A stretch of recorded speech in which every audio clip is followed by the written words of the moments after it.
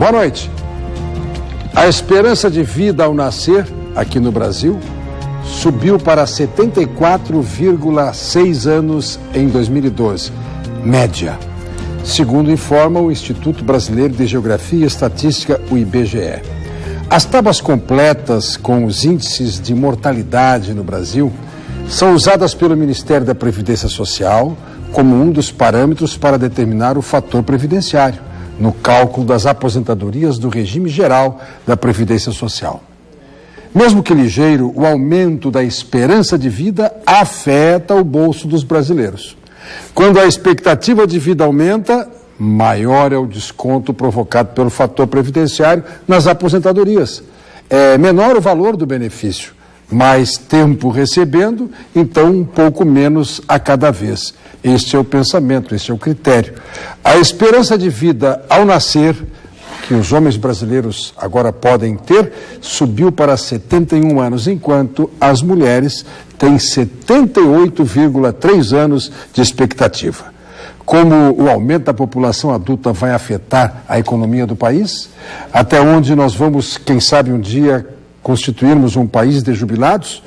O que o Brasil deve fazer para se adaptar aos gastos cada vez maiores com saúde e previdência, acarretados pelo aumento da longevidade?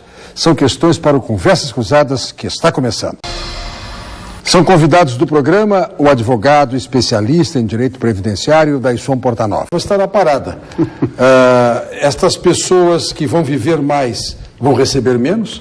É este o critério da Previdência, doutor Portanova? Bom, Brito, antes de mais nada, boa noite. Boa noite aos companheiros de mesa, professor Gervásio, né, sempre nos ensinando aqui, principalmente depois dessa da Grécia, né? Na Grécia aconteceu exatamente isso, né? O que fizeram?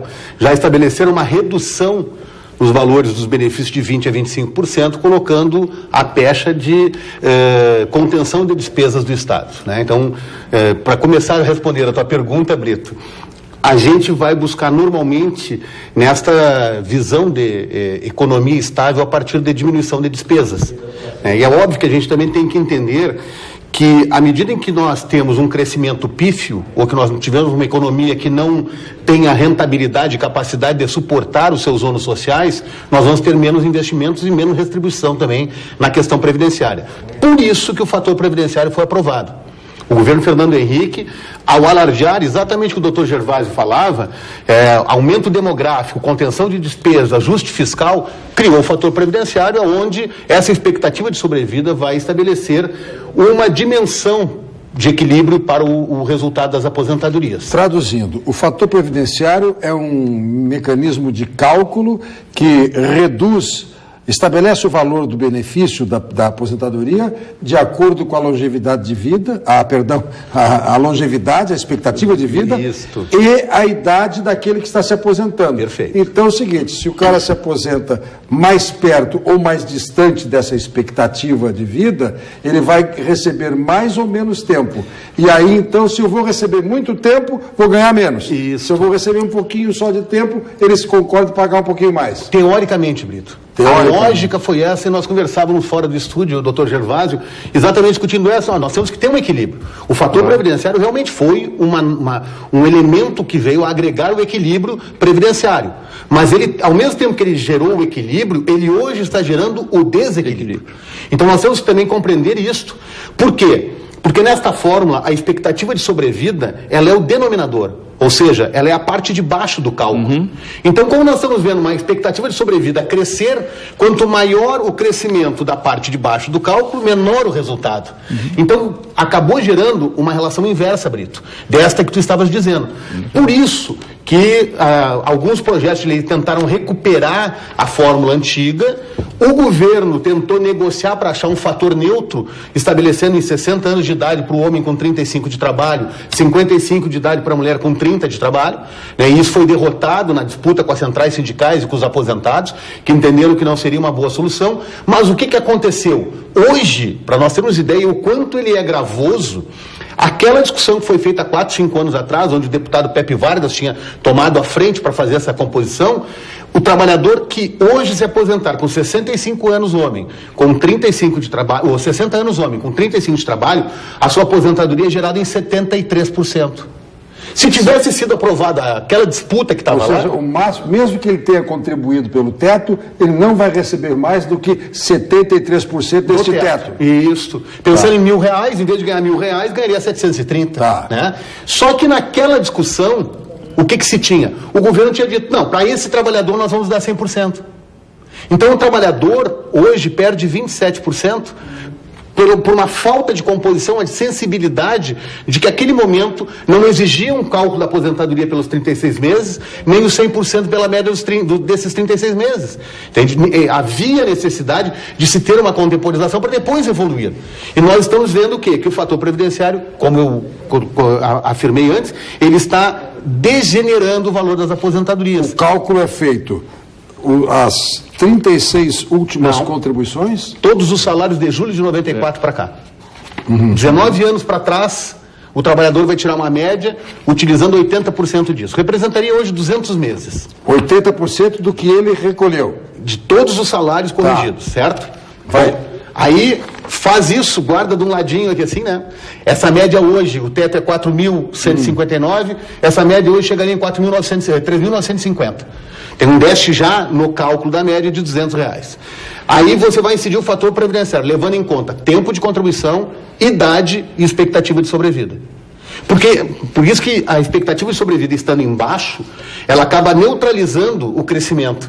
Porque quando eu cresço na idade e cresci na expectativa de sobrevida, o meu resultado se igualiza. É mais ou menos se correr o bicho pega, se ficar o bicho come. O denominador esse é o grande problema. Esse acréscimo na expectativa de vida segue alterando os interesses dos aposentados. Dos aposentandos. Aposentandos, aqueles que vão... O aposentado já sofreu.